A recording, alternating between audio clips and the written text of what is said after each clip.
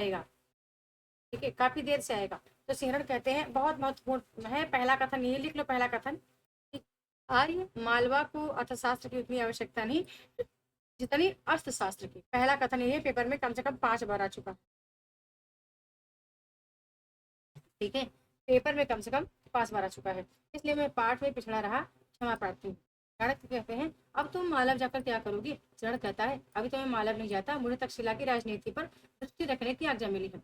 अब चाणक्य यहाँ पर कहते हैं कि मुझे प्रसन्नता होती है कि तुम्हारा अर्थशास्त्र पढ़ना सफल होगा। क्या तुम जानते हो कि यवनों के दूत यहाँ क्यों आए हैं? अब यवन कौन है?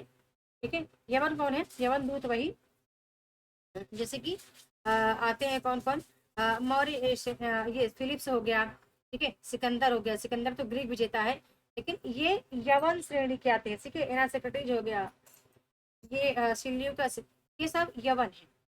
तो अब सिंहरण कहता है, मैं उसे जानने की चेष्टा कर रहा हूँ।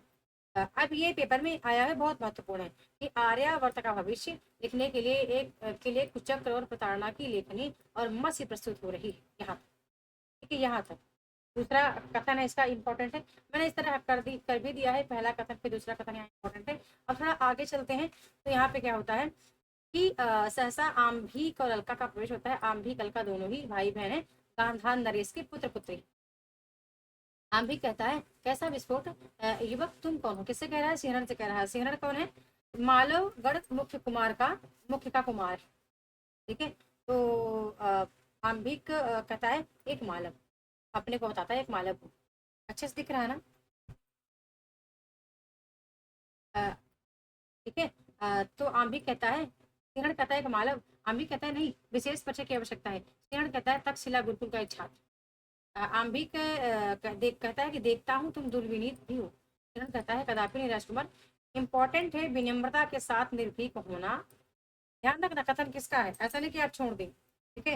ये सिंहण का कथन है, कह रहा है कि विनम्रता के साथ निर्भीक होना मालवों का वंशानुगत चरित्र है, ठीक है, ध्यान रखना। ये सिन्हा का कथन है, इंपॉर्टेंट है, ये तीसरा कथन इसके लिए है, ठीक है। और मुझे तो तक्षशिला की शिक्षा का भी गर्व है।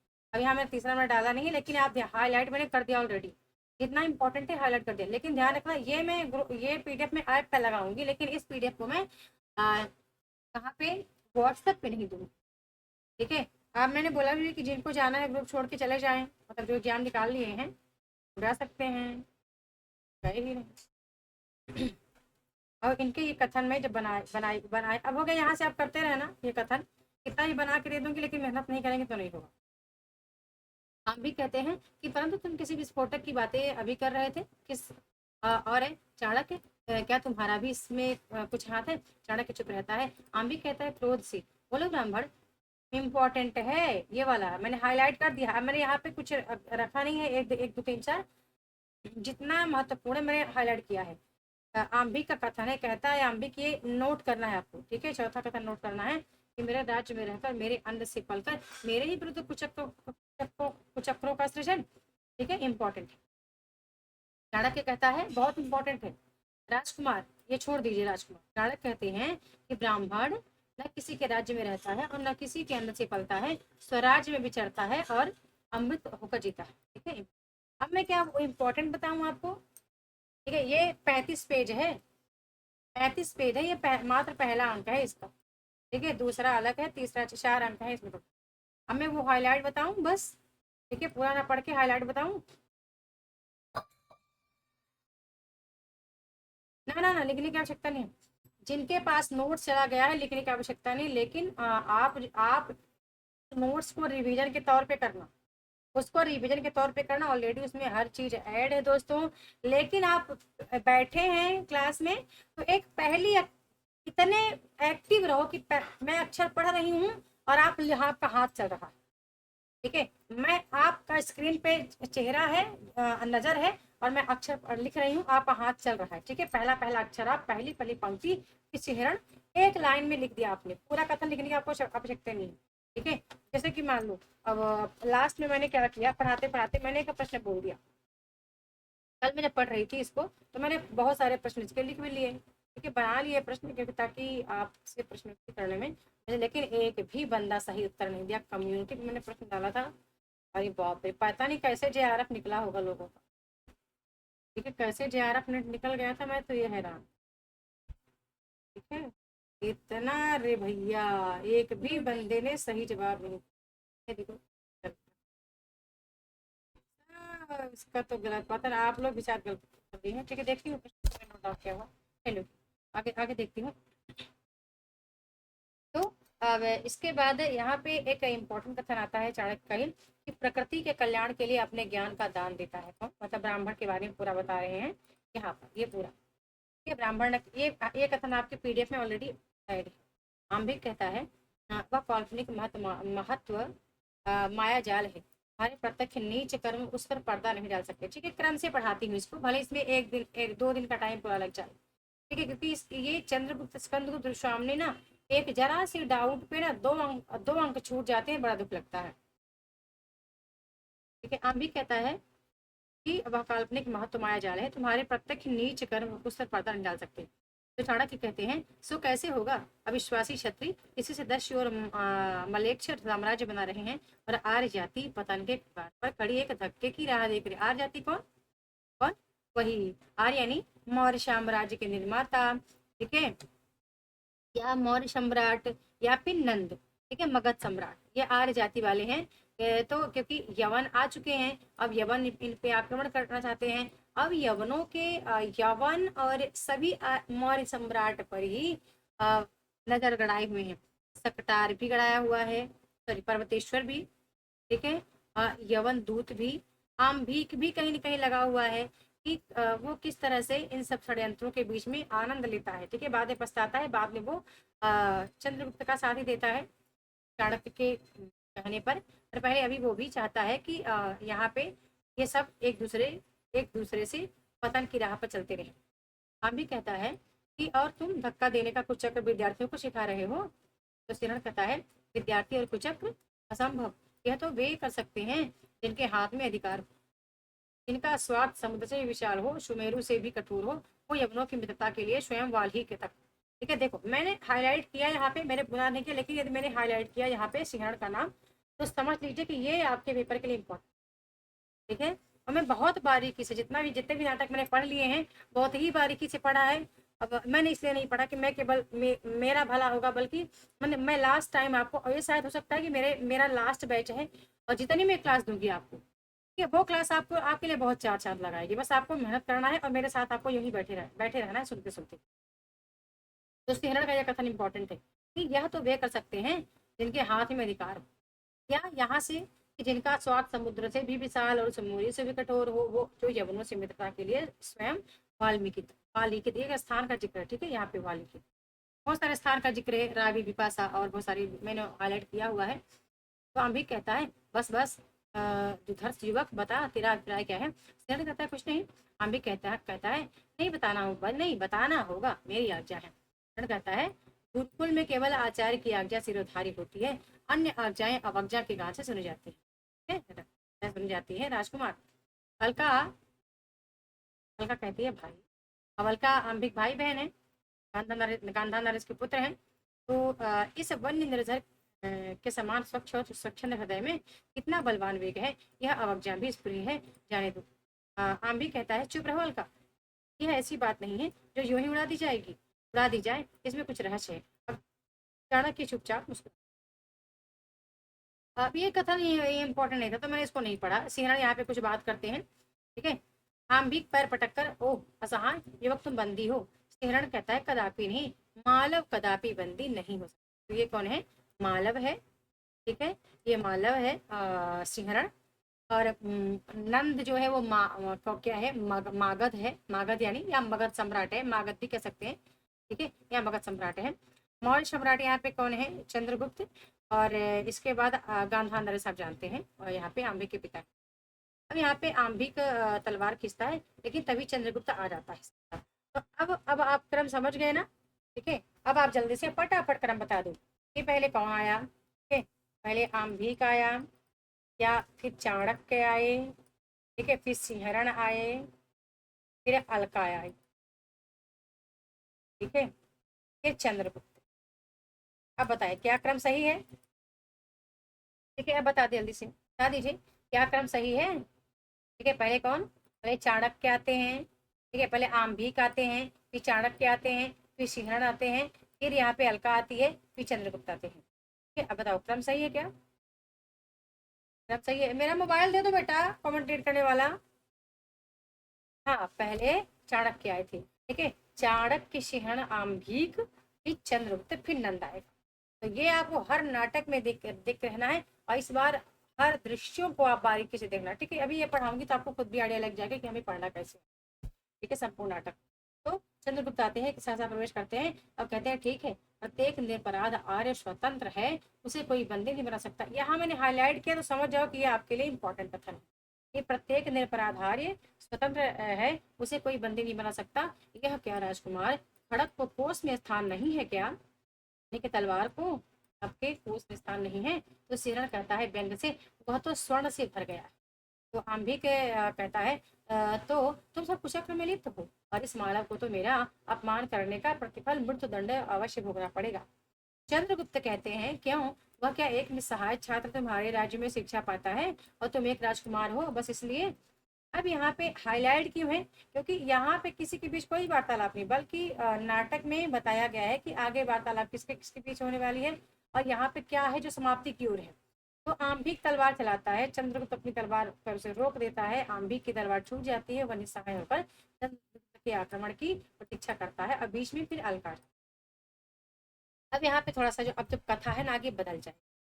अब क्या बदलेगी? सिंहरण कहता है वीर चंद्रगुप्त बस जाओ राजकुमार, यहाँ कोई कुचक्र नहीं है, अपने कुचक्रों से अपनी रक्षा स्वयं करो। अब वो चला जाता है। चाणक्य कहते हैं अलका से, राजकुमारी मैं गुरुकुल का अधिकारी हूँ, मैं आज्ञा देता हूँ कि तुम क्रोधाभिभूत होकर कुमार को लिवा जाओ, यानी कि को ले जाओ आंबिक को। गुरुकुल में शस्त्रों का प्रयोग शिक्षा के लिए होता है, द्वंद्व युद्ध के लिए नहीं। विश्वास रखना, इस दुर्व्यवहार का समाचार महाराज के कान तक न पहुंचे।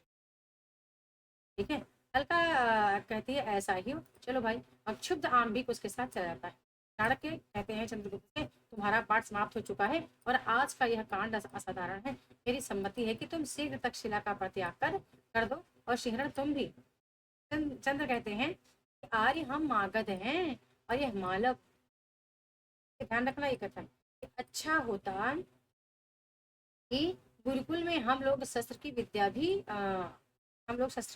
देते। चाणक्य कहते हैं यह मेरी शिक्षा है। क्या यही मेरी शिक्षा है?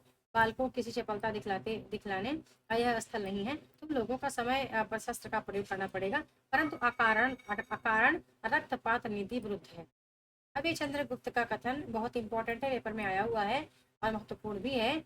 कहता है कि संसार भर की नीति और शिक्षा, ठीक है, एनडीए बहुत समझदार है, वो आर्य और नहीं पढ़ेगा, वो बीच बीच से प्रश्न उठा कर लाते हैं। तो संसार भर की नीति और शिक्षा का अर्थ मैंने यही समझा है कि आत्मसम्मान के लिए मर मिटना ही दिव्य जीवन है। सिंहरण मेरा आत्मीय मित्र है, उसका मान मेरा ही मान। ठीक है, अब यहाँ मैंने आई एम पी खुद ही करा। चाणक्य कहते हैं देखूंगा देखूंगा कि इस आत्मसम्मान की भविष्य परीक्षा में तुम कहाँ तक उत्तीर्ण हो। तो सिंहरण कहता है आपके आशीर्वाद से हम लोग अवश्य सफल होंगे। अब चाणक्य यहाँ पे बहुत एक लंबी वार्तालाप करते हैं। इंपॉर्टेंट है ये वाला कि मालव और मागध को भूलकर जब तुम आर्यावर्त का नाम लोगे, यानी कि नंद वंश का, तभी वह मिलेगा। ठीक है, यहाँ पे समझाते हैं श्रीराम को और चाणक्य चंद्रगुप्त को भी। कहते हैं कि क्या तुम नहीं देखते हो कि आगामी दिवसों में आर्यावर्त के सब स्वतंत्र राष्ट्र एक के अनंतर दूसरे विदेशी विजेता से दलित होंगे। यानी कि इनको पता है कि यवन सेना धीरे धीरे हमारे आर्यावर्त की ओर आ रही है। कहते हैं आज जिस व्यंग को लेकर इतनी घटना हो गई, वह बात भावी गांधार नरेश आंभिक के हृदय में शल्य के समान गई है। पंचनंद नरेश पर्वतेश्वर के विरोध के कारण यह क्षुद्र हृदय आंभिक यवनों का स्वागत करेगा और आर्यावर्त का सर्वनाश। चंद्रगुप्त कहते हैं गुरुदेव विश्वास रखिए, यह सब कुछ नहीं होने पाएगा। यह चंद्रगुप्त आपके शरणों की शपथ पूर्वक प्रतिज्ञा करता है कि यवन यहाँ कुछ न करेंगे। चाणक्य तुम्हारी प्रतिज्ञा अचल हो, परंतु इसके लिए पहले तुम मगध जाकर साधन संपन्न बनो, यहाँ समय बिताने का प्रयोजन है। मैं भी पंचनंद नरेश से मिलता हूँ, यानी किससे? पर्वतेश्वर से। और सिंहरण तुम भी सावधान। सिंहरण आपका आशीर्वाद ही मेरा रक्षक है। चंद्रगुप्त चाणक्य का प्रस्थान रहता है। अब सिंहरण एक अग्निमय गंधक का स्रोत आर्यावर्त के लौ अस्त्र में उसका विस्फोट करेगा। चंचला रण लक्ष्मी इन धनुष माला हाथ में लिए तो सुंदर नील नीलोहित प्रलय जलद में क्षण करेगी और वीर हृदय मयूर से नाचेंगे तब, ठीक है, नाचेंगे तब। तब आप ध्यान रखना यहाँ से पूरा सेना का कथन एक अग्नि में गंधक का श्लोक आर्यावर्त के लवस्त्रागार में उसका विस्फोट। ठीक है, ये कथन आप ध्यान रखना है, रटना नहीं है, कथन को ध्यान रखना है, बीच बीच पढ़ जाना है। अलका मालव वीर अभी तुमने तक्षशिला का परित्याग नहीं किया। ठीक है, ये सब आपको कहाँ मिलेंगे? प्रश्नोत्तरी में। जितना हाईलाइट है वो सब आपको प्रश्न में, यानी या तो चाहे प्रश्नोत्तरी आप अच्छे से पढ़ लो या अच्छे से आप किताब पढ़ो। ध्यान रखना, किताब पढ़ेंगे ये तभी आप प्रश्नोत्तरी अच्छा कर पाएंगे, नहीं तो आप प्रश्न नहीं कर पाएंगे। ठीक है, अब इसके बाद सिहरण, क्या देवी क्या मैं यहाँ रहने के उपयुक्त नहीं हूँ? कहती है नहीं, मैं तुम्हारी सुख शांति के लिए चिंतित हूँ। भाई ने तुम्हारा अपमान किया है, पर वह अकारण न था। जिसका जो मार्ग है उस पर चलेगा। तुमने अनाधिकार चेष्टा की थी, देखती हूँ। पेपर में महत्वपूर्ण है, पेपर में आया हुआ कथन है, और कई पेपर में आया हुआ है कि प्रायः मनुष्य दूसरों को अपने मार्ग पर चलाने के लिए रुक जाता है, रखना चाहिए। आपके हाय कथन में भी है। ठीक है, जब मैं यहाँ पे कुछ चीजें एडिट कर रही थी और मैं उस पीडीएफ को देख रही थी, तो मैं जानती हूँ कि आज मेरा पीडीएफ बहुत लोग अब ले जाके बढ़िया अपना अपना छाप रहे हैं, यानी कि बहुत से लोग उसको अपना बना रहे हैं, उसका कॉपी जो भी करते होंगे ईश्वर जाने। लेकिन मैं मेहनत तो मेरी है, तो आगे तो मैं ही बढ़ूंगी। लोग वहां दुआएं करेंगे, वो रिटर्न मेरे पास आए। ठीक है, कहते हैं कि सत्य के साथ नारायण चलते हैं। आपने सुना है सत्यनारायण भगवान का नाम है ना? जब आप सत्य पे चलेंगे तो आपके साथ नारायण साथ साथ चलेंगे आपकी रक्षा के लिए। ठीक है ना? तो सिरण कहता है परंतु भद्रे जीवन काल में भिन्न भिन्न मार्गों की परीक्षा करते हुए जूठा हटता हुआ चलता है, वो दूसरों को लाभ भी पहुंचाता है। यह कष्टदायक तो है और निष्फल। हल्का, किंतु मनुष्य को अपने जीवन और सुख का भी ध्यान रखना चाहिए। हिरण, ये भी बहुत इंपॉर्टेंट है, पेपर में आया हुआ कथन है कि मानव कव दानव से दुर्दान, तपस्या ही बर्बर और पत्थर से भी कठोर करुणा के लिए निर्विकार हृदय वाला हो जाएगा, नहीं जाना जा सकता। ठीक है, फिर एक ये भी कथन बहुत इंपॉर्टेंट है, इसी में है, पेपर में कम से कम 10 बार आ चुका होगा कि अतीत सुखों के लिए सोच क्यों, अनागत भविष्य के लिए भविष्य के अनागत सोच क्यों, अनागत भविष्य के लिए क्यों, और वर्तमान को मैं अपने अनुकूल बना ही लूंगा, फिर चिंता किस। बहुत ज्यादा इंपॉर्टेंट है, तो ध्यान रखना। जब हम इसका कॉन्सेप्ट 3 नाटक हम अच्छे से पढ़ेंगे, एक तो चंद्र स्कंद और ध्रुव ध्रुव को, ठीक है, ध्रुवश्यामनी को तो अच्छे से पढ़ लेंगे, तो यहाँ से बनने वाला, यहाँ से क्रम तो पक्का आएगा कथन लगाने के लिए, पात्र क्रम और रचना की भूमिका से प्रश्न। और बाकी तो आजकल उद्देश्य वगैरह तो, और अंकों को लेकर के, अंकों के अंदर आने वाले दृश्यों को लेकर के, दृश्यों के अंदर जो गीत लगे हुए, ये पक्का पक्का प्रश्न आएगा ही, चाहे 3 प्रश्न तो यहाँ से बन ही जाता है, और 2 अंधेर नगरी और और से दो दो प्रश्न, और बकरी और आगरा बाजार से 2 प्रश्न। तो अलका कहती है मालव तुम्हारे देश के लिए तुम्हारा जीवन अमूल्य है और वही यहाँ आपत्ति में है। कर्ण कहता है राजकुमारी इस अनुकंपा के लिए कृतज्ञ हुआ, परंतु मेरा देश मालव ही नहीं गांधार भी है, यही क्या समग्र आर्यावर्त है, इसलिए मैं। तो अलका कहती है आश्चर्य से क्या कहते हो? कर्ण कहता है गांधार आर्यावर्त से भिन्न नहीं है, इसलिए उसके पतन को मैं अपना अपमान समझता हूँ। अलका निश्वास लेकर कहती है इसका मैं अनुभव कर रही हूँ, परंतु जिस देश में ऐसे वीर युवक हो उसका पतन असंभव है। हम किसके लिए कह रही है संभव है? अपने भाई के लिए। मालो वीर तुम्हारे मनोबल में स्वतंत्रता है और तुम्हारी दृढ़ता भुजाओं में आर्यावर्त के रक्षण की शक्ति है, तुम्हें सुरक्षित रहना ही चाहिए। ठीक है? अच्छा, उसका पता, सॉरी सॉरी, असंभव है, ठीक है, अपने भाई के लिए दूसरा कभी कथन बोलेगी। ठीक है, क्योंकि बहन और पिता दोनों ही भीख से बहुत दुखी होते हैं। कहते हैं माता पिता अपनी संतान से हार जाते हैं।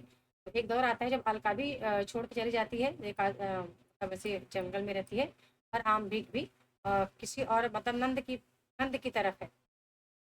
तो आगे आता है कि मैं भी आर्यावर्त की बालिका हूँ, तुमसे अनुरोध करती हूँ कि तुम शीघ्र गांधार छोड़ दो, मैं आम भीख को शक्ति भर पतन से रोकूंगी, परंतु उसके न मानने पर तुम्हारी आवश्यकता होगी, जाओ। हिरण चला जाता है। अच्छा राजकुमारी, तुम्हारे स्नेहानुरोध से मैं जाने के लिए बाध्य हो रहा हूँ, ठीक नहीं चला जाऊंगा देवी, किंतु यह यदि किसी प्रकार सिंधु की प्रखर धारा को यवन से उनका कहती है मैं चेष्टा करूंगी वीर हराना। हम मालव गढ़ के राष्ट्रपति का पुत्र सिंह, हल्का, अच्छा फिर कभी ये दोनों चल जाते हैं। अब यहाँ पे प्रथम अंक पहले अंक का पहला दृश्य समाप्त होता है। अब दूसरा दृश्य है, कितने दृश्य टोटल यहाँ पे? 11 दृश्य। अब थोड़ा सा मेरा मन कर रहा है कि पहला दृश्य हो गया ना, पहले दृश्य में आपको जल्दी से बता देती हूँ कितने कथन आए हैं अभी तक में, ठीक है, कितने कथन आए हैं, ठीक है।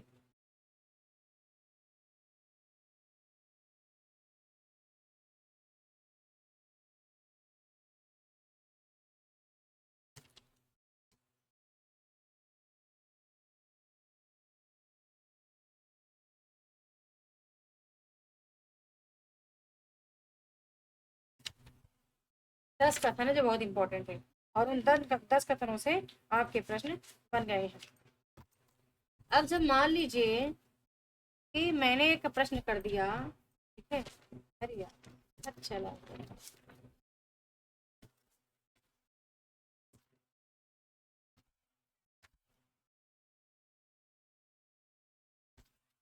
चला गया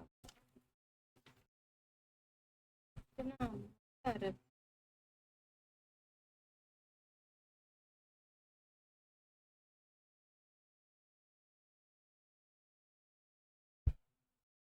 यदि मैं ये पूछ, मान लीजिए प्रश्न करती हूँ यहाँ पर सिंहरण के बारे में, और दो तीन ऑप्शन लेती हूँ।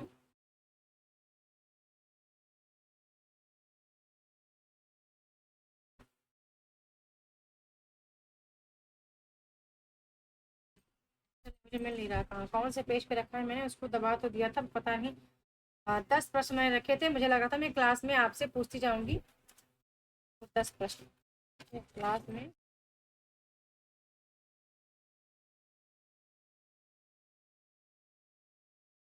जैसे मान लिया मैंने पूछा कि आपको संगत का चयन करना है, कि सिंहरण बताना है कि सिंहरण तक्षशिला गुरुकुल का एक छात्र है, कि सिंहरण मालवगढ़ मुख्य का कुमार है, सिंहरण गुरुकुल का गुरुकुल का शासक है, और सिंहरण मगध का मंत्री है। देखिए ये प्रश्न बना था, इसमें आपको संगत का चयन करना है। एक पहला प्रश्न मैंने बना लिया था पहले ही, जब आपने ऊपर पढ़ा होगा तो पहला प्रश्न मैंने बना लिया था कि आपको फिर से कथन संगत लगाना है, कि यहाँ पे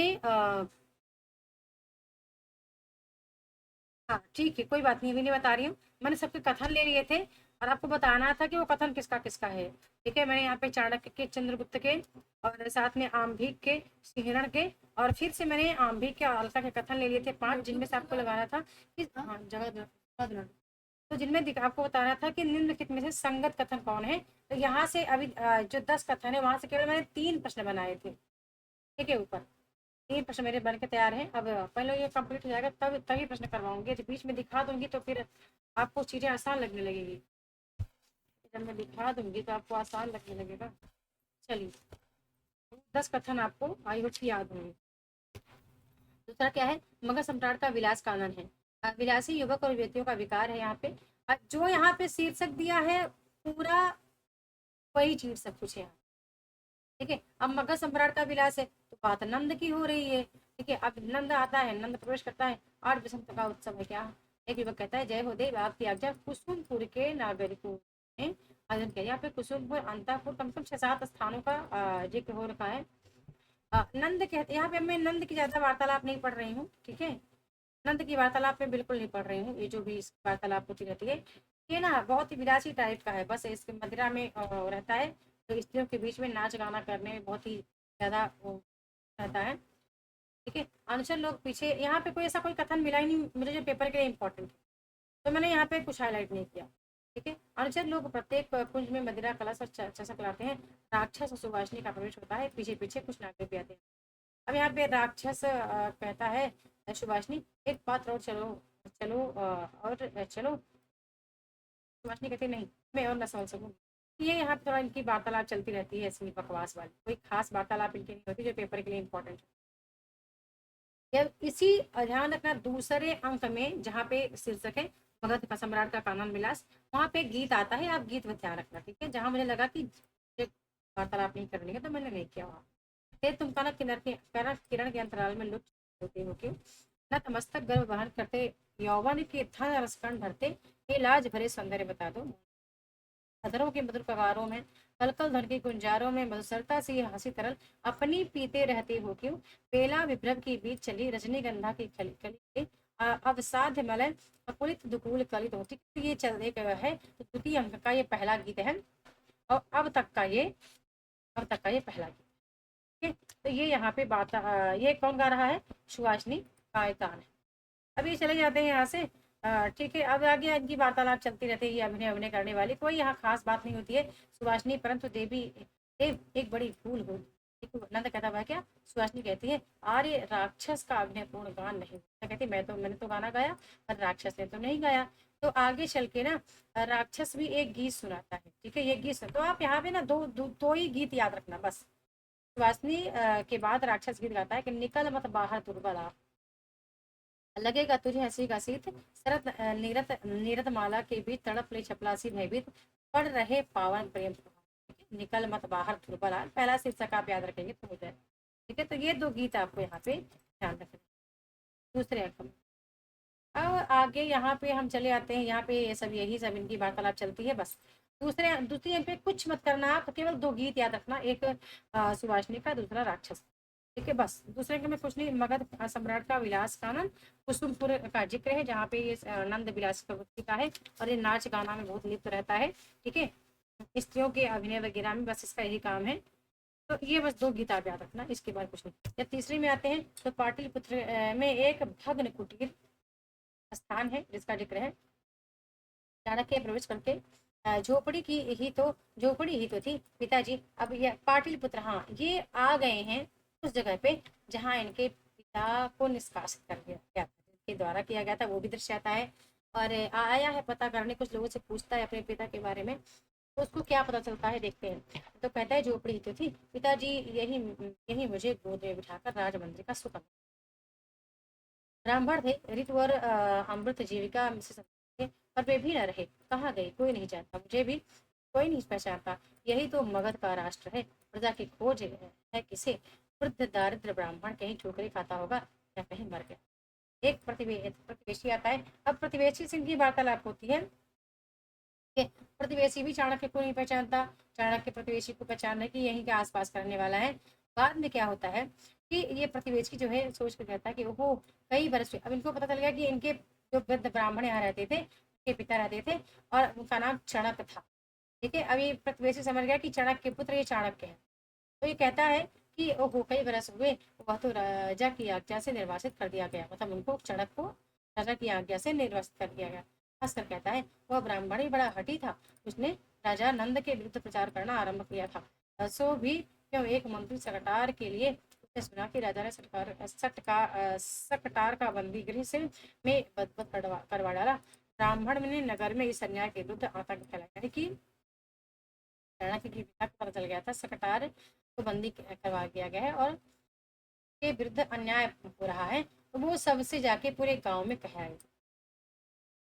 यह महापद्य का जारज पुत्र नंद, यह किसका पुत्र है, महापद्य का जारज पुत्र नंद, महापद्य का हत्याकारी नंद मगध में राक्षसी राज्य कर रहा है। नागरिकों सावधान, मतलब ये जाके ऐसा बोला है कौन, ये चणक बोला। चणक ने ऐसा, चाणक्य के पिता ने, चणक ने ये बात सबसे कह दिया। तो चाणक्य कहते हैं अच्छा तब क्या हुआ। तो प्रतिवेशी कहता है वो पकड़ा गया है। कौन, वही चणक, चणक यानी चाणक्य के पिता पकड़े गए। सो भी कब, जब एक दिन अहेर की यात्रा करते हुए नंद के लिए राजपथ ने मुक्त कंठ से नागरिकों के नंबर की बात कही। नंद ने ब्राह्मणों को समझाया, यह भी कहा कि तेरा मित्र सकटार बंदी है, मारा नहीं गया, वह बड़ा हठी था, उसने न माना ना ही माना। नंद की भी चिढ़कर, नंद ने भी चिढ़कर उसका ब्रह्मस्व बौद्ध बिहार में दे दिया और उसे मगध से निर्वासित कर। यही तो उसकी झोपड़ी है। फिर चाणक्य चला जाता है, चाणक्य से बुलाकर अच्छा एक बात और बता दो। प्रतिवेशी कहता है अरे क्या पूछते हो जी, तुम इतना जान लो कि नंद को ब्राह्मणों से हो सकता है और वह बौद्ध धर्मानुयायी है। ठीक है, नंद कैसा है, बौद्ध धर्मानुयायी। चाणक्य कहते हैं होने दो, यह तो बताओ सकटार का कुटुंब कहाँ है। कहते कैसे मनुष्य हो, अरे राजकोपानल में वे सब जल मरी, इतनी सी बात के लिए मुझे लौटाया था, अच्छी जाना चाहता है। चाणक्य कहते हे भगवान एक बात दया करके और बता दो, सकटार की कन्या सुभाषिनी कहाँ है। प्रतिवेशी कहता है जोर से हंसता है, विवाह को वह बौद्ध बिहार में चली गई थी, परंतु वह भी न रह सकी। पहले तो अभिनय करती फिरती थी, आजकल कहाँ है। अब प्रतिवेशी चला जाता है। चाणक्य कहते हैं पिता का पता नहीं, झोपड़ी भी न रही, सुवासिनी अभिनेत्री होगी। समतल पेट की ज्वाला से एक साथ दो दो कुटुंबों का सर्वनाश पर कुसुमपुर फूलों के घूम रहा है। बस इतना ही इम्पोर्टेंट है यहाँ पे। थोड़ा सा अपनी बात और कहते हैं अंदर ही अंदर कि क्या इसलिए राष्ट्र की शीतल छाया का संगठन मनुष्य ने किया था। मगध मगध था, इतना अत्याचार इतना असंभव है, तुझे उलट दूंगा। अब वहाँ ये संकल्प लेते हैं कि तुझे उलट दूंगा, नया बनाऊंगा, नहीं तो नाश ही करूंगा। ठहर कर एक बार चलूं, नंद से कहूँ नहीं, परंतु मेरी भूमि मेरी वृत्ति वहीं मिल जाए। मैं शास्त्र व्यवसायी न रहूंगा, मैं कृषक बनूंगा। मुझे राष्ट्र की बुराई से क्या। तो चलूं देख कर, यह एक लकड़ी का स्तंभ अभी उसी झोपड़ी में का खड़ा है। इसके साथ मेरे बाल्यकाल की सहस्त्रों खबरियां लिपटी हुई हैं, जिन पर मेरी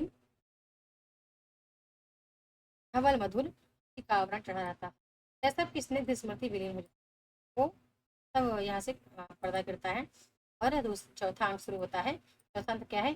कुसुमपुर के सरस्वती मंदिर के उपवन का पथ है। अब यहाँ पे राक्षस और सुवासिनी के बीच वार्तालाप चलती है। सुवासिनी कहती है हट न करो। ध्यान रखना, जब आप ये लिखते जाओगे ना कि पाटिल पुत्र के भग्न कुटीर का नाम सुनोगे तो आपको याद आ जाएगा फिर, अरे यहाँ तो मैंने बताया था कि चाणक्य आता है और चाणक्य अपने पिता का स्थान ढूंढता है, कहता है कि मेरे पिता यहीं तो कुटिया बनाकर रहते थे। तो चाणक्य की वार्तालाप एक प्रतिवेशी से हो जाती है। प्रतिवेशी बताता है कि वो सरकार के बंदी होने पर वो जो ब्राह्मण चणक था वो पूरे गांव में क्या करता था कि सबसे बताता था कि इस तरह से नंद वंश के अंदर अत्याचार हो रहा है नागरिकों के साथ। तो बाद में उसको भी वहां से निष्कासित कर दिया गया था। ठीक है, मतलब देश निकाला कर दिया गया था। द्वितीय अंक में और भी आसान है, केवल दो बंदों की वार्तालाप गीत याद रखना है। ठीक है, एक है कौन सी? सुभाषिनी, और दूसरा है राक्षस। ठीक है, बस सुभाषिनी और राक्षस की गीत याद रखने हैं। प्रथम अंक के मैंने 10 वो कथन इंपॉर्टेंट है, मैंने बता ही दिए। ठीक है, अब जब आप चतुर्थ अंक में आओगे तो क्या देखोगे? कुसुमपुर के सरस्वती मंदिर के उपवन का पथ। अब देखो, जब ये इसको पढ़ दूंगी ये भी आपके लिए बहुत आसान हो जाए। तो यहाँ पर क्या होता है? राक्षस सुभाषनी, राक्षस कहता है सुभाषनी हट ना करो। सुभाषनी कहती है नहीं। अच्छा, मैंने एक प्रश्न कर दिया था कि जो अम्भिक है वो अपनी बहन का ब्याह किससे करना चाहता है? बताएं। अम्भिक अपनी बहन का ब्याह किससे करना चाहता था? ठीक है, चंद्रगुप्त से, या फिर सिंहरण से, या फिर पर्वतेश्वर से, या फिर राक्षस से, या फिर नंद से? आप बताएं, बताएं, जल्दी बता दीजिए। मैंने प्रश्न भी दिया था।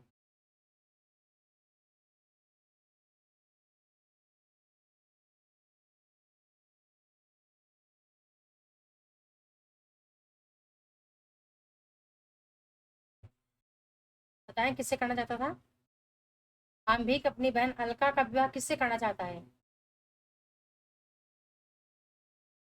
अरे यार, क्वेश्चन मार्क लगाओ, सबसे कितना अच्छा आंसर है, आप एक भी विचार मत करो। ठीक है, ना बने सीधे क्वेश्चन मार्क लगाओ। अभी क्योंकि अब आपके पास समय नहीं है, 45 दिन का समय है। चाहे तो जी जान से पढ़ाई कर लो या तो काम ही कर लो, काम कोई नहीं देखता, ये बात मैंने देखा। आप कितना काम करते हो, कोई कोई किसी को मतलब नहीं है, चाहे दिन में झाड़ू पोछा ही करो चाहे दिन में पढ़ाई करो, कोई देखने नहीं आएगा आपसे। या क्या आप खाना बना रहे हैं, आप बच्चे सुला रहे हैं, बच्चों के लिए कर रहे हैं, इसके लिए कर रहे हैं, क्या कर रहे हैं? बस रिजल्ट चाहिए। जब आप पास हो जाएंगे तो कहेंगे हाँ तब आपने पढ़ाई की थी। इसके पहले कितना भी आप पढ़ो, कोई बोलेगा पढ़े ही नहीं थे आप। इसलिए काम से किसी को मतलब नहीं, बस आप पढ़ाई से मतलब। ठीक है, सबको रिजल्ट चाहिए, रिजल्ट अच्छा आना चाहिए बस। इसलिए ध्यान रखो कि रिजल्ट रिजल्ट पे ध्यान रखो। ठीक है, रिजल्ट पे पूरा ध्यान रखो। अलका का विवाह तो ये हुआ था, मैं पूछ रही किसके साथ करना चाहता था? सेना के साथ हुआ नहीं था विवाह अभी। ठीक है, राक्षस के साथ में। ठीक है, राक्षस और सुवासिनी एक दूसरे से प्रेम करते हैं। कल्याणी प्रेम करती है चंद्रगुप्त से। और चंद्रगुप्त प्रेम करते हैं क्या बोलते हैं, कार्नेलियस। ठीक है, वो कहता है, वो चाहता है कि पर्वतेश्वर से विवाह कर दूं। ठीक है, उसने प्लान करके गया था कि वो पर्वतेश्वर से विवाह करेगा अलका का। पार्वती का अच्छा सही जवाब आया। ठीक है, तो यहाँ पे क्या आता है सुभाषनी, एक महत्वपूर्ण कथन है कि वैश्याओं के लिए भी एक धर्म की आवश्यकता थी। चलो अच्छा है, ऐसे धर्म के अनुगत पतितों की भी कमी नहीं। सुभाषनी का कथन महत्वपूर्ण। वह पे राक्षस कहता है कि यह उसका अन्याय था। सुभाषनी कहती है कि अन्याय पर का प्रतिकार भी है, नहीं तो मैं समझूंगी कि तुम भी वैसे ही कठोर ब्राह्मण। ये ध्यान रखना, ये मैंने हाईलाइट तो नहीं किया इसको, पर तब भी आप ध्यान रखना यहाँ पे। क्यों? क्योंकि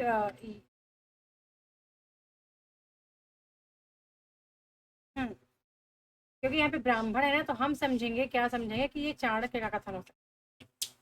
ठीक है, ब्राह्मण का नाम लेते ही हमें लगेगा कि चाणक्य के कहा गया है। तो सुभाषनी कहती है कि अन्याय का प्रतिकार भी है, परंतु वो तुम छोड़ो, ये किंतु परंतु एनटीए लेता ही नहीं है। वो लेकर सीधे अन्याय का प्रतिकार भी है, नहीं तो मैं समझूंगी कि तुम भी वैसे ही एक कठोर ब्राह्मण हो। तो ये कथन किसके लिए कहा गया है? राक्षस।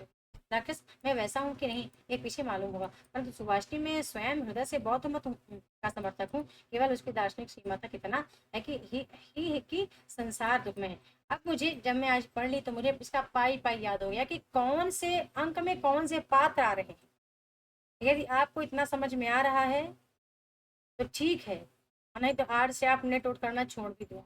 आप ना नेट का सपना देखना छोड़ दो, जो आपको इतने भी सरलता से नहीं समझ में आया अभी तक कि कौन से पात्र का प्रवेश किस अंक में हो गया। ठीक है, यदि पल्ले ना पड़ता होगा अभी अभी भी कहना पड़ेगा कि मैं, मेरे समझ में नहीं आई कथा, तो फिर आप तो आप छोड़ दो, अब कोई दूसरा आप फिर कोई दूसरी तैयारी आप करो, कोई सरलता वाली तैयारी। ठीक है, सुभाषनी कहती है कि इसके बाद तो राक्षस कहता है कि मैं इस क्षण के जीवन की घड़ियों को सुखी बनाने का पक्ष पाती हूँ। बहुत महत्वपूर्ण है, राक्षस कहता है।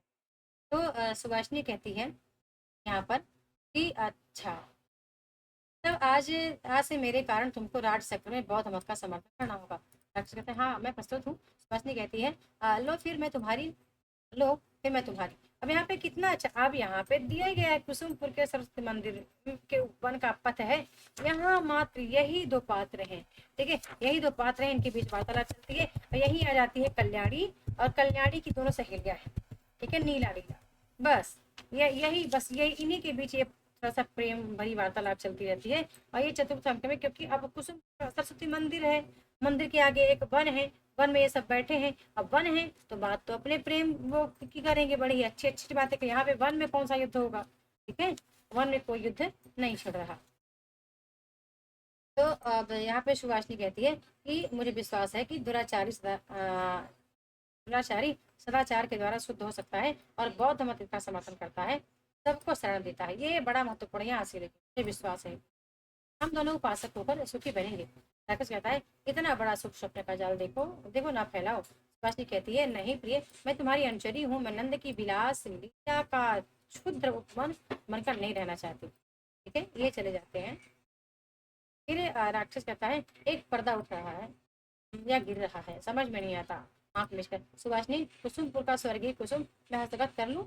नहीं, राजकोप होगा तो, परंतु जीवन ये इम्पोर्टेंट है यहाँ से, जीवन वृथा है, मेरी विद्या मेरा परिष्कृत विचार सब व्यर्थ है।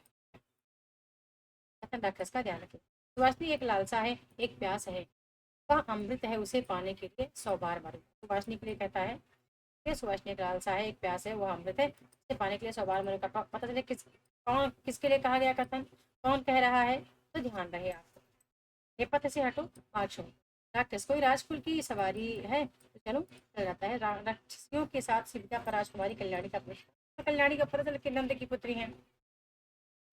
कल्याणी शिविका से उतरती हुई लीला से शिविका उद्यान के बाहर ले जाने के लिए कहो और अच्छी लोग वहीं ठहरे।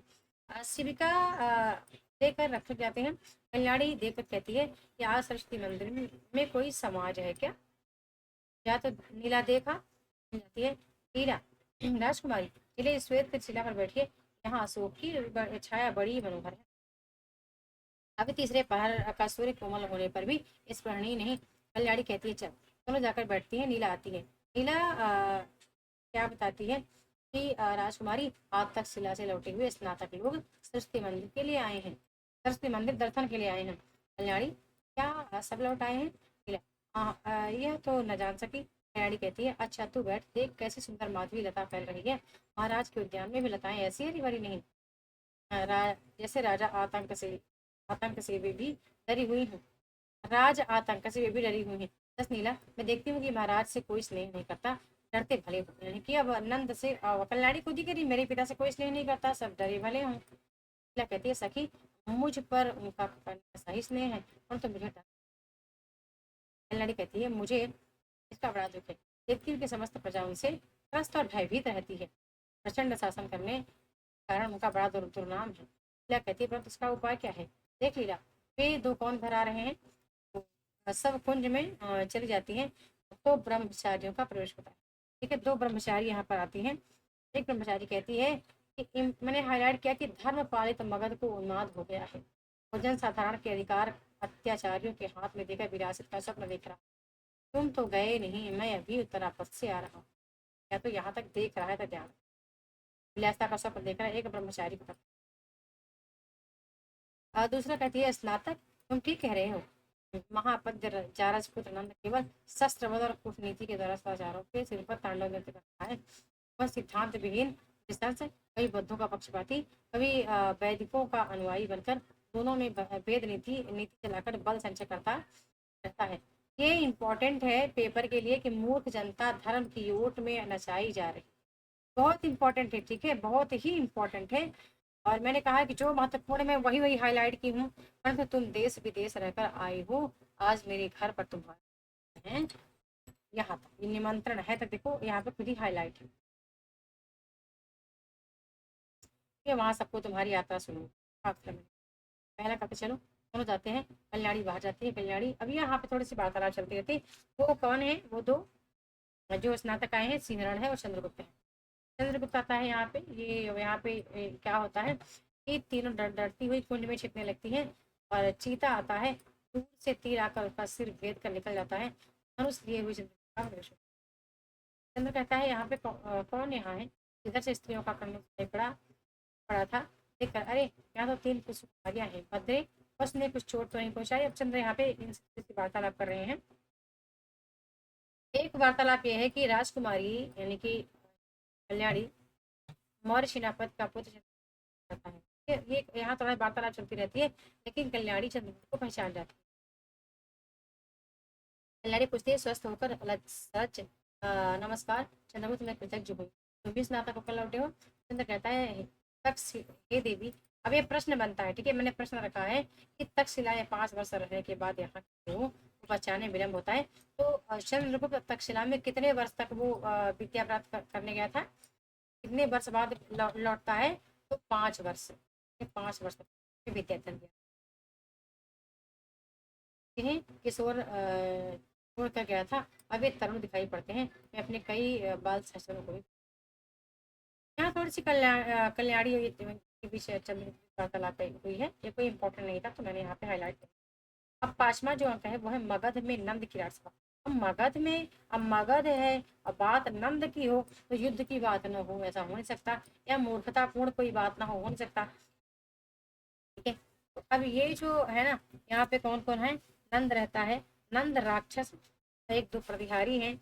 ठीक है, साथ में वरुचि आ जाते हैं, फिर अब इसी बीच चाणक्य आ जाते हैं, चंद्रगुप्त आ जाते हैं। अब इन सब के बीच एक लंबी वार्तालाप चलती है, युद्ध वगैरह की बात जाती है। 2-3 कथन बड़े इंपॉर्टेंट होते हैं यहाँ पे। ठीक है, एक राक्षस का कथन है, एक चाणक्य का कथन है, और एक नहीं, दो तीन है जो कि चाणक्य के ही इंपॉर्टेंट कथन है, तो इसमें ज्यादा वार्तालाप कुछ नहीं होंगे। ये वही वही दृश्य है, बता देती हूँ, जहाँ की फिर से एक बार जिस तरह इनके पिता चणक को इसी मगध के नंद की राज सभा से हटा दिया गया था, मतलब कि अपमान करके, वैसे ही आज ब्राह्मण चाणक्य को भी यहाँ पे बंदी बनाया लिया जाता है। ठीक है, बंदी बना लिया जाता है, तो यहाँ पे कोई ज्यादा नहीं, जो कथन है बता देती हूँ। एक है, राक्षस कहता है, राज्य देश के बौद्ध सूद राजा की कन्या से परिणय नहीं कर सकते। तो राक्षस कहता है, यह उसका गर्व नहीं, धर्म का दम्भ है, व्यंग है, मैं इसका फल दूंगा। मगध जैसे शक्तिशाली राष्ट्र का अपमान करके कोई क्यों ही नहीं बच जाएगा, ब्राह्मणों का, या मतलब कि ब्राह्मणों का यह देश है, ऐसा कुछ करके। अब ये बात होती रहती है यहाँ पे। अब बात इम्पोर्टेंट किसकी है? एक ये बात इम्पोर्टेंट है यहाँ पे, वरुचि की। वरुचि आते हैं, अब ध्यान रखना, वरुचि कौन है? प्रत्येक जैसे ही वरुचि का नाम आए ना, आप तुरंत पात्र खोल के बैठो, आपने जैसे मैं पढ़ा रही हूँ ना ये नाटक चंद्रगुप्त, तो पात्र आप खोल के बैठो, जो शॉर्ट में मैंने लिखा हुआ है, ठीक है, जो शॉर्ट में मैंने लिखा हुआ है खोल के बैठो। ठीक है, अब वरुषि कौन है?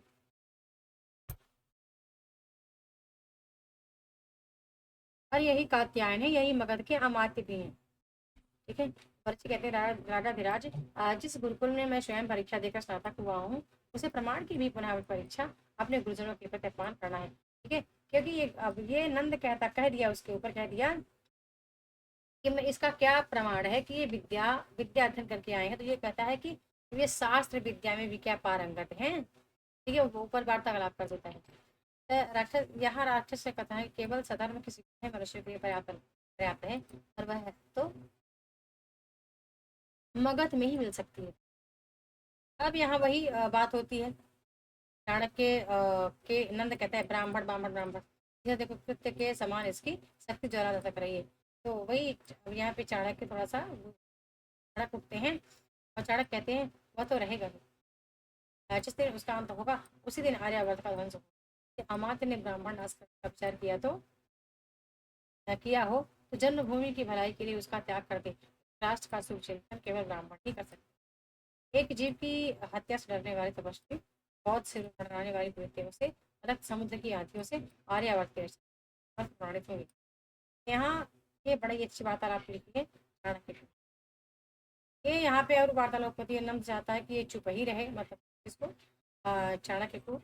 अब यहाँ पे चाणक्य की कथन और इम्पोर्टेंट है कि यवनों की विकट वाहिनी निषद पर्वतमाला तक पहुंच गई है, तक्षशिला की में अवसंधि है, संभवतः समस्त आर्यावर्त पदा शांत होगा। पर आप अपने बहुत से छोटे छोटे गणतंत्र हैं, वे इस उस सम्मिलित पारसी के वन बल को रोकने में समर्थ होंगे। अकेले पर साहस किया है, इसलिए मगध को परमेश्वर किया।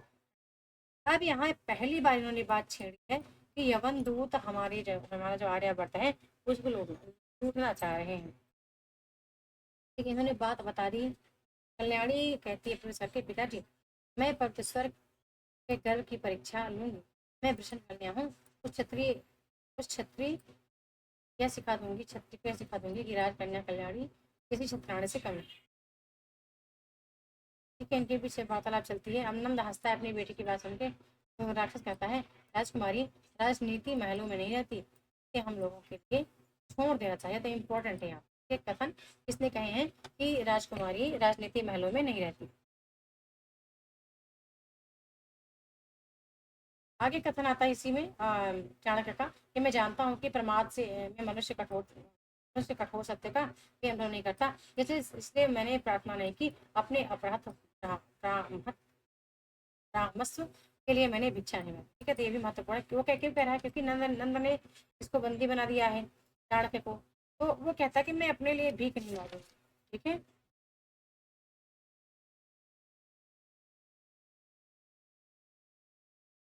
आगे कथन देखते हैं क्या है।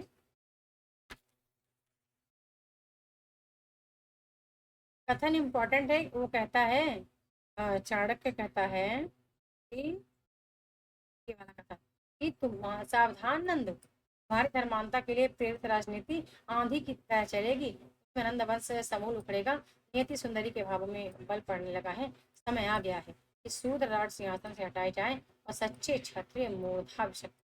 ये कथन इसका बड़ा महत्वपूर्ण है, ये इसका लास्ट कथन है। अब अगला हमारा 6वां अंक आता है सिंधु तट, यहाँ अलका और मालविका,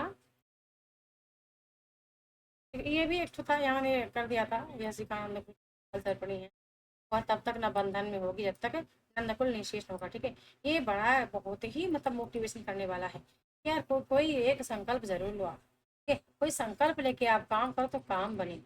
ऐसा नहीं आज पढ़ा कल नहीं पढ़ा, 1 घंटे पढ़ा परसों 2 दिन बीमार हो गए, ठीक है, बीमार हो गए चलो ठीक चलता है, ठीक है, मेहमान आ गए फिर ये हो गया, फिर हम ही सो गए, फिर हम उठे ही नहीं, हम आज इस तरह ये जो है ना, ये थोड़ा सा दिनचर्या को आप चेंज कर दो।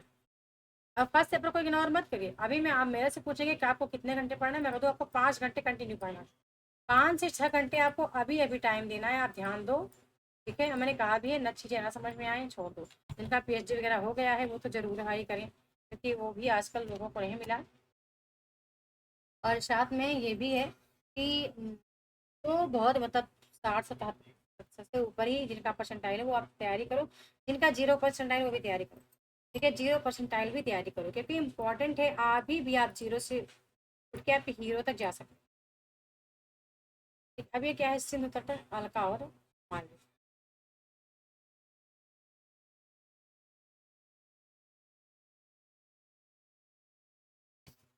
ठीक है, ध्यान रखना किस अंक में के कौन से दृश्य में किस पात्र का यहाँ पर क्या बोलते हैं प्रवेश होता है, ये भी आपको ध्यान रखना है।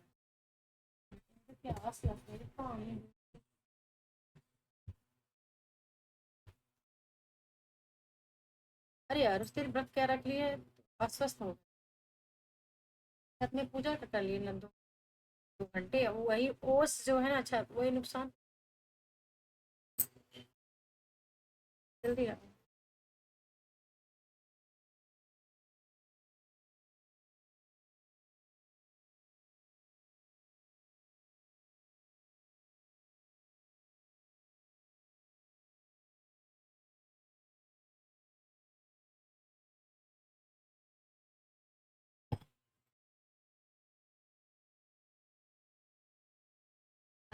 ये जो हम पढ़ रहे हैं ना, कई दिन ऐसे हो गया कि हम शुरू करें क्लास रात्रि में, ऐसे 9-10 बजे से, 9-10 बजे से उधर रात्रि 12-1-2-3 बजे। ठीक है, मैं पूरा तैयार करके मैटर ऐसे ऐसे ऐसे रख लूँ बस। अभी मैं आपको आके पूरा समझा जाऊंगी, एक एक पॉइंट टू पॉइंट की, ये आपको पढ़ के रखना है और फिर प्रश्न उत्तर बता दूँ, इतना ही। ठीक, इकाई 5 से इकाई 10 आप बहुत मजबूत कर लो पहले। ठीक, और इकाई 3 और इकाई 2 बनी तो ठीक है, नए बना याद रहे तो छोड़ दीजिए उसको। एक मालिका से यहाँ पे वार्तालाप चलती है इनकी दोनों की। ठीक है, मालिका को आप जानते हैं कौन है, अलका को भी जानते हैं, अलका गांधार नरेश की पत्नी है, अंबिक की बहन है। और मालिका कौन है, सिंध देश की कुमारी। तो सिंधु तट आ गया, जब सिंधु तट आएगा तो समझ जाना ये दोनों सखियां आपस में वार्तालाप कर रही हैं। ये सब आर्यावर्त की महिलाएं हैं। ठीक है, ये सब आर्यावर्त में रहने वाली महिलाएं हैं। ठीक है, चलिए देखते हैं कि मालविका। ध्यान रखना जैसे ही मैं कोई शीर्षक का नाम लूंगी ना, आपके मन में वो बात चल जानी चाहिए। जैसे मैंने कहा मगध नंद की राजसभा, तो आपको याद हो जाएगा कि याद हो जाएगा कि मगध नंद का जो राजसभा था, वहां पे वार्तालाप चल रही थी किसके बीच, राक्षस और नंद के बीच वार्तालाप चलती है। तभी चंद्रगुप्त का प्रवेश हो जाता है और चाणक्य भी आ जाते हैं। तो चाणक्य बता देते हैं कि मैं अभी स्नातकोत्तर विद्यार्थियों को पढ़ा कर आया हूँ, और ये 2 हमारे छात्र हैं जो स्नातक करके आ रहे हैं तक्षशिला विश्वविद्यालय से। तो चाणक्य नंद कहता है कि अच्छा, मैं इनके शस्त्र विद्या को देख, मतलब इनकी शिक्षा विद्या और शस्त्र विद्या को देखना चाहता हूँ। तो तभी यहाँ पे जो चाणक्य है ना, वो कहता है ये वो चाणक्य भी कहता है, राक्षस भी कहता है कि राजनीति जो है ना वो महलों में नहीं रहती, इसे हम लोगों के लिए छोड़ देना चाहिए। और कई वार्तालाप यहाँ बीच में चलती है। और जहाँ पे ये क्या क्या चाहता है, ये चाहता है कि चाणक्य को मतलब बंदी बना लिया जाए। जिस तरह ये इसके पिता कार्य कर रहे थे, वैसा ही ये चाणक्य भी कर रहा है। ठीक है, तो इन कई लोगों के बीच वार्तालाप चलती है जो ज्यादा इंपॉर्टेंट नहीं, 2 कथन ही यहाँ पे है जो कि बहुत महत्व। अब यहाँ क्या होता है, कहती राजकुमारी, अलका कहती, मालिका कहती राजकुमारी, मैं देख आई तो भांड में सिंधु तट पर सेतु बन रहा है। अब यहाँ से थोड़ी सी युद्ध वाली बात तो चल रही है। ठीक है, युवराज स्वयं उसका निरीक्षण करते हैं और मैंने उक्त सेतु का एक मानचित्र ही प्रस्तुत किया था। यह कुछ अधूरा सा रह गया है, पर इसके देखने से कुछ आभास मिल गया। अब ये जो मानचित्र मालिका बनाई है, अलका बड़ी चतुर है, वो मानचित्र अलका ले लेगी और वो चित्र अलका दे देगी किसी को देगी, और हिरण को पूरी वार्तालाप बता भी देगी कि युद्ध कहाँ से कहाँ तक चलने वाला है। और वो ये मानचित्र उनके पास रहेगा तो सिंहरण के लिए और चंद्रगुप्त चीजें समझने में आगे आसान हो जाएंगे। अलका कहती है सखी, बड़ा दुख होता है जब मैं यह स्मरण करती हूँ कि स्वयं महाराज को इसमें इसमें हाथ है। देखो तेरा मानचित्र, मालविका मानचित्र देती है, अलका उसे देखती है। एक यवन सैनिक का प्रवेश और मानचित्र अलका से जाता है। अलका, दूर हो द्रविणीत दस्यु।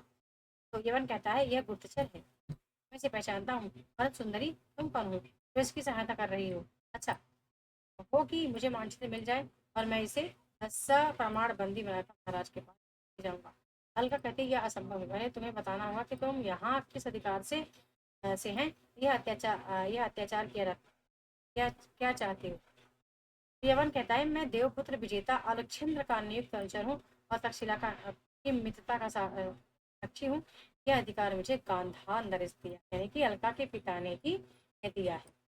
अलका कहती है, यवन गांधार नरेश अधिकार कभी नहीं दिया होगा कि तुम आर्य ललाओं के साथ धृष्टता का व्यवहार करो। तो यवन कहता है कि कहता है करना ही पड़ेगा, मुझे मानचित्र लेना ही पड़ेगा। हल्का, कदापि नहीं। यवन, क्या यह वही मानचित्र नहीं है इस उद्यान में चाहता? अरे अब थोड़ी सी इनकी वार्तालाप चलती रहती है। अलका क्या करती है, वो मानचित्र देती है, किसको? सिंहण को दे देती है। ठीक है, अब जब सिंहण को दे देती है तो यहाँ पे तो क्या करता, अलका क्या करती है, ये क्या करता है, अलका को बंदी बना के ले जाता है अलका के पिता के पास। ठीक है, सिंहरण, यवन, क्या तुम्हारे देश की सभ्यता तुम्हारी स्त्रियों का सम्मान करना सिखाती? ये सचमुच तुम बर्बर हो। ये कथा लिखा है यहाँ पे सिंहरण, तो मैंने यहाँ पे ले लिया था। ठीक है, ये आपको समझ में आ रहा है? आगे बढ़ू? समझ में आ रहा है? आगे बढ़ू?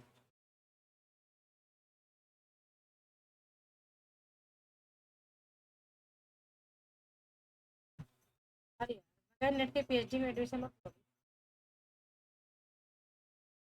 यवन कहता है, मेरी सभ्यता ने मुझे रोक लिया। तो मेरा यह कर्तव्य था कि मैं उसे मानचित्र को किसी भी पुरुष के हाथ में न होने से जैसे बनता है ले ही लेता। अब सिंहरण कहता है, ये सिंहरण की इन दोनों के बीच वार्तालाप चलती है। सिंहरण क्या करता है, यहाँ से अलगा को ले जाता है। ठीक है, अलगा को लेके चला जाता है कहाँ? कान्हा नरेश के पास। यहाँ पर वार्तालाप चलती रहती है इनके बीच।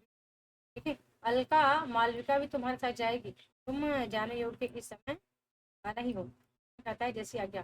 बहुत शीघ्र फिर दर्शन करूंगा। जन्मभूमि के लिए यही है सही जीवन है। फिर जब आप भी इसी सुकुमारियाँ इसके सामने प्रतिबद्ध है तो मैं पीछे करूँ। अच्छा, अभी चला जाता है। यमन निकल जाता है। यमन कहता है, बंदी करो सैनिक हल्का। सैनिक, मैं नहीं कर सकता। यमन, क्या? गांधार नरेश क्या सैनिक, यही कि आप जिसे कहें हमें उसे हम लोग बंदी करके महाराज के पास ले चले। यमन कहता है, फिर विलम्ब क्या? अब अलका को यहाँ से लेके जाते हैं। अब अलका अपने पिता के समीप आती है। तो यहाँ पे क्या होता है, अलका गिर पड़ता है सैनिक। सैनिक तलवार खींच देता है। यमन कहता है, ठहर कर, क्या क्या? कहता है, डरते हो क्या? खैर, स्त्रियों पर वीरता दिखाने में बड़े प्रबल। और ये एक युवक के सामने से भाग निकले, ये वाला का क्या प्यार कि स्त्रियों पर वीरता दिखाने में बड़े प्रबल प्रबल, ये वाला क्या ध्यान रखें। ये यही एक कथन था इसमें। इसमें दो ही कथा इंपॉर्टेंट है छठवें भाग में कि सियन कहता है कि क्या तुम्हारे देश की सभ्यता तुम्हें स्त्रियों का सम्मान करना नहीं सिखाती? क्या सचमुच तुम बर्बर हो? ये वाला। और बस एक कथन है सैनिक का है कि स्त्रियों पर वीरता दिखाने में बड़े प्रबल हो और एक युवक के सामने भाग निकले। बस। अब इसके बाद छठवां है, मगध का बंदी बंदी गृह। ये मगध का बंदी, ये बड़ा इंपॉर्टेंट है। वही दृश्य है जहाँ पर नंदन ने कह दिया था क्या ब्राह्मण ब्राह्मण की रट लगा रखा है। ठीक है, वो याद करता है कि चणक को यानी इसके पिता को जिस तरह से मतलब अपमान किया गया था मतलब हमारे राज्य से, वैसे चाहता है कि चाणक्य के साथ भी वैसा ही व्यवहार वो करेगा। और नंदन,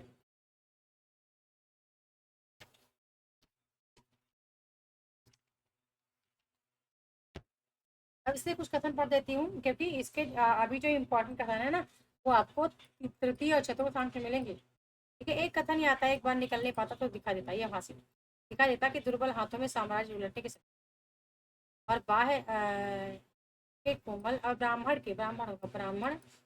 के कोमल हृदय में कर्तव्य के लिए प्रयत्न की आदि चला देने की भी जकड़ी हुई लौ श्रृंखले। ये कथन इंपॉर्टेंट है इसका।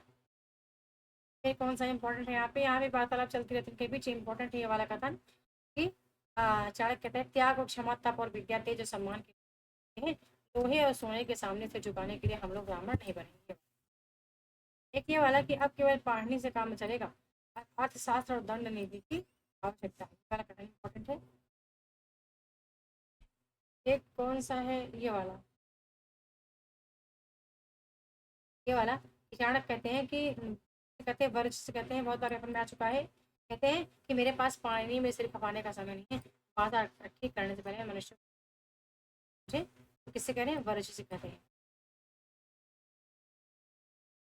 अब कथन कौन सा, एक चाणक्य का भी कथन इंपॉर्टेंट है कि मैं साधारण युवक और इंद्र को भी एक सूत्र में नहीं बांध सकता।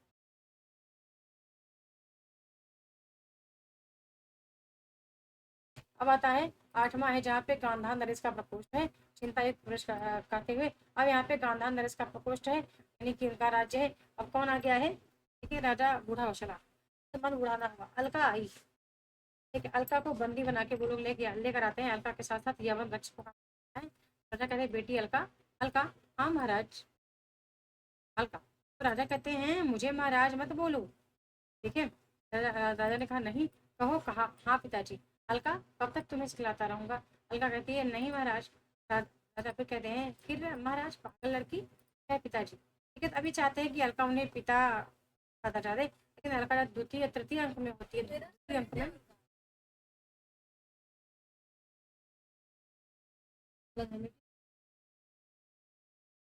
ठीक है, लेकिन वो पिता को अपने पिता नहीं कहती, महाराज ही कहती है, क्योंकि वो व्यंग से कह रही, क्योंकि उसको बंदी बना के लाया गया है। ठीक है, अभी यहाँ से देखते हैं।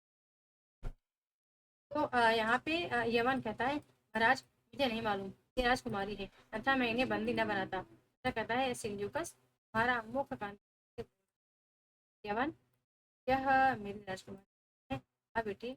तो उसके हाथ बढ़ाते हैं, लेकिन वो हट जाती है।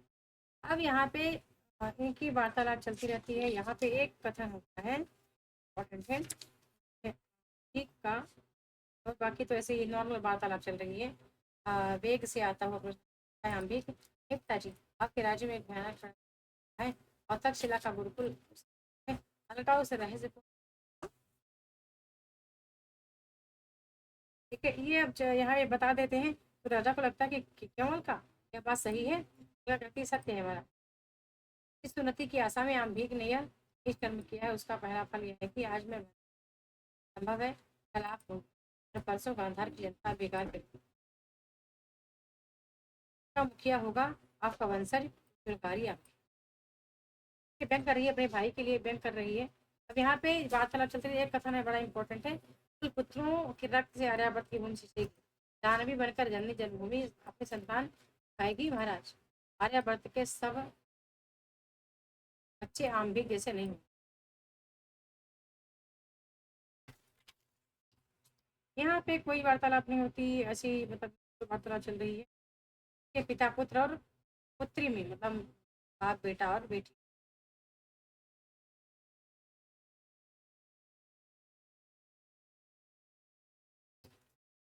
इसका 9वां जब अंक आता है, 9वें दृश्य में, दृश्य 9वां अंक है, सॉरी 9वां दृश्य आता है।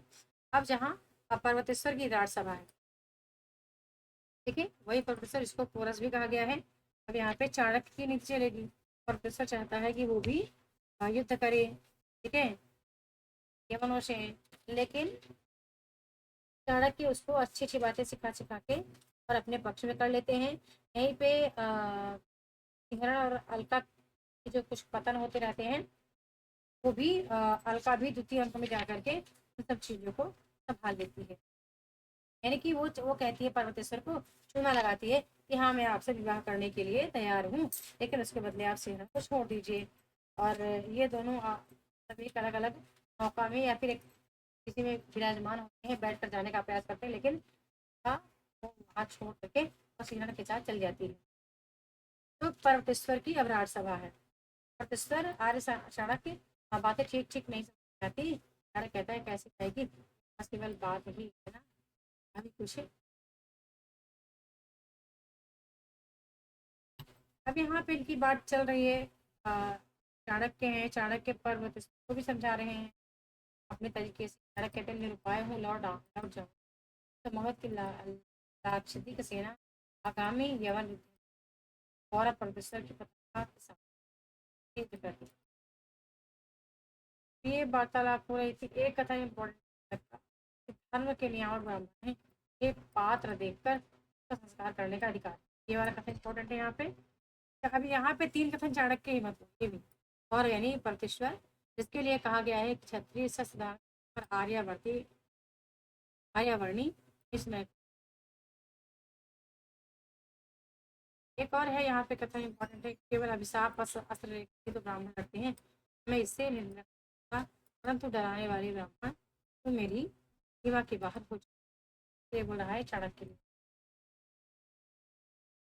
स्थान जाता है, यहाँ पे क्या हो रहा है, कानन पथ में अलका है।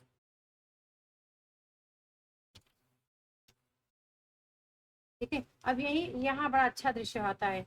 यहीं पर क्या होता है कि चंद्रगुप्त को एक मतलब व्याघ्र के समीप आता दिखाई पड़ता है, चंद्रगुप्त के समीप एक व्याघ्र दिखाई पड़ता है, तो सिल्यूकस चंद्रगुप्त की जान बजाते हैं, अपने प्राण से उस व्याघ्र को सिल्यूकस आहत कर देते हैं।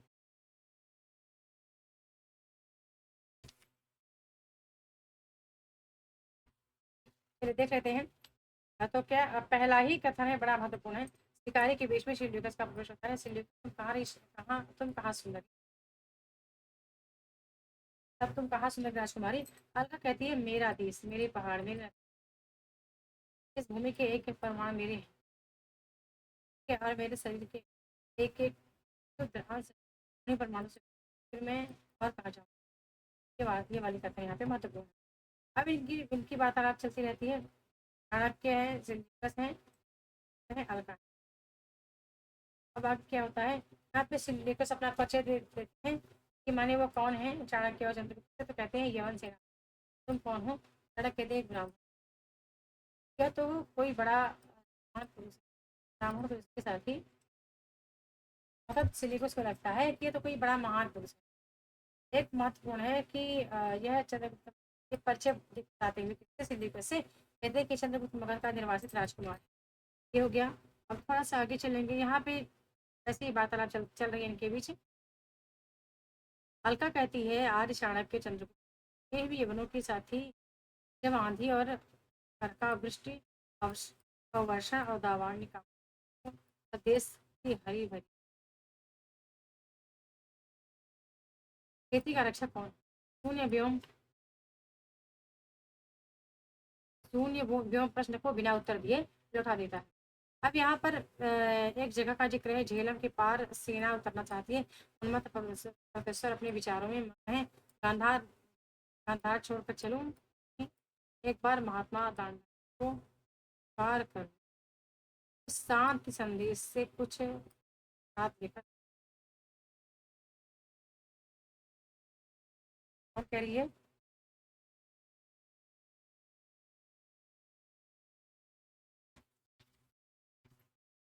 ठीक है, हल्का के हल्का करना। अब लास्ट इसका इस अंक का लास्ट दृश्य है, सिंधु तट पर दांडायन का आश्रम। ठीक है, सबसे पहले इसमें इसका एना सेक्रेटरीज का प्रवेश होता है। यहाँ पे कुछ वार्तालाप चलती रहती है दांडायन और, क्योंकि दांडायन एक तपस्वी है तो इनके बीच वार्तालाप चलती रहती है। एक कथन दांडायन का बड़ा महत्वपूर्ण है कि भूमा का सुख और उसकी महत्ता का जिसका आभास मात्र हो जाता है उसको यह नस्तर चमकीले प्रदर्शन।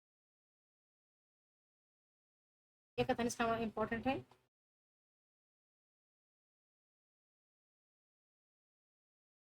यहाँ पर आगे देखते हैं, ये थोड़ा सा मैंने यहाँ पे हाईलाइट किया था दांडायन के लिए कि मैं फल फूल खाकर अंजलि से जलपान कर कृष्ण दया पर आंख बंद किए सोता रहता हूँ। न मुझसे किसी को डर है न मुझको डरने का कारण। ठीक है, तुम ही हठात मुझे ले जाना चाहो तो केवल मेरे शरीर को ले जा सकते। ये थोड़ा सा ये भी इम्पोर्टेंट है। यवनों की हाथ स्वाधीनता बेचकर उनके दान से जीने की शक्ति मुझमें नहीं है। इसका एक कथन अंत में है, दांडायन कहता है बड़ा, ये भी ध्यान रखना। एक कथन है यहाँ पे, चंद्र का कृतज्ञता का बंधन आगो। अंत में दो कथन है बहुत इंपॉर्टेंट है। एक तो ये वाला कि मैं आपके मुख से जय सुनने का अभिलाषी हूँ। यहाँ पर अब दांडायन कहते हैं और दांडायन की बीच वार्तालाप चल रही है। तो ये दांडायन को पता है कि सिकंदर और यवन पर आक्रमण करना चाहते हैं। तो ये कथा यहाँ बोलते हैं वेद रचना में राज सत्ता सुव्यवस्था से बढ़ी तो बढ़ सकती है केवल विजयों से, इसलिए अपनी प्रजा का कल्याण में ये वार्तालाप होने के बाद चंद्रगुप्त का यहाँ पे कथा दान का कथा, सावधान देखो, यह भारत प्रभावी सम्राट तुम्हारे पहचान लाते हैं कि अब चंद्रगुप्त को बचाने का प्रयास करते हैं। अभी सम्राट चंद्रगुप्त, यहाँ से पर्दा गिर जाता है। ये है इतना पूरा प्रथम अंक। ठीक है, प्रथम अंक में कम से कम आपके 20 कथन ऐसे हैं जो पेपर के लिए बहुत इंपॉर्टेंट, 20 कथन ऐसे हैं जो पेपर के लिए बहुत ही ज़्यादा इंपॉर्टेंट। थोड़ा सा हार्ड है लेकिन नीरस नहीं है, बस इसको समझने की बहुत आवश्यकता है। अच्छे समझेंगे तो ये आपको आसान। अब मैं अभी नहीं आऊँगी, कार्य बाकी है जिसको मैं बता देती हूँ। एक महिला को बुलाई थी, इन्वाइट की थी, तो मेरा वो 2 क्विंटल गेहूँ बना, उसको सुबह कह आई थी, अभी तक नहीं आई। उसको घर फिर से आना पड़ेगा करने, उसको काम बता दूंगी ये करना है। हो सकेगा मैं 5 बजे आऊँगी, या तो कल फिर वही 8:30 बजे आऊँगी। 8:30 बजे आऊँगी, 8:30 से 10:30 या 11 तक रहूँगी। फिर रहूँगी 1:30 बजे से 1:30 से 4:30 या 5 बजे। ठीक है, इस समय तो काम बता दूँ तो कार्यस्थल में क्या करना है।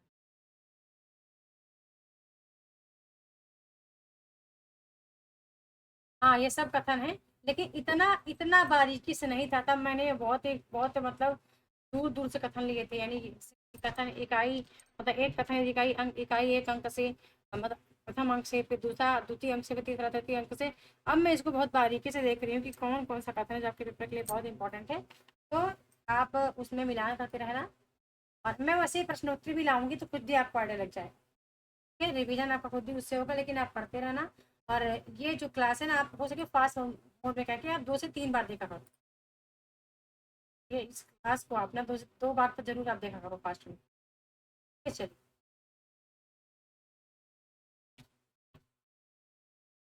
मेहनत करना पड़ेगा तभी नेट जा रहा होगा। ठीक है, मेहनत करना पड़ेगा अब, क्योंकि अब फिर इसके बाद सिलेबस बदलेगा, सब्जेक्टिव हो जाएगा, निगेटिव मार्किंग होगा जून में, तो करना असंभव हो जाएगा। ठीक है, इसलिए अभी मेहनत कर लो दिसंबर वाले के लिए। आपके पास केवल 2 महीने 60 दिन का टाइम है आपके पास।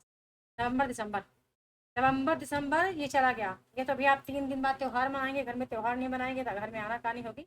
तो 3-4 दिन आप ना महिलाएं सब में त्यौहार मनवा देना बढ़िया, जितना भी खाना खिलाना होगा। धनतेरस से लग जाना, घर का साफ सफाई बकायदा सब बढ़िया कर लेना। 5-6 दिन आप ना दे देना टाइम इनको, जो भी करेंगे। मैं नहीं दूंगी, खैर मैं तो कुछ भी नहीं करूंगी, आप कर लेना। और इसके बाद फिर आप ना अपने कार्य में लग जाना। ठीक है, अपने स्टडी में, मतलब एक दिन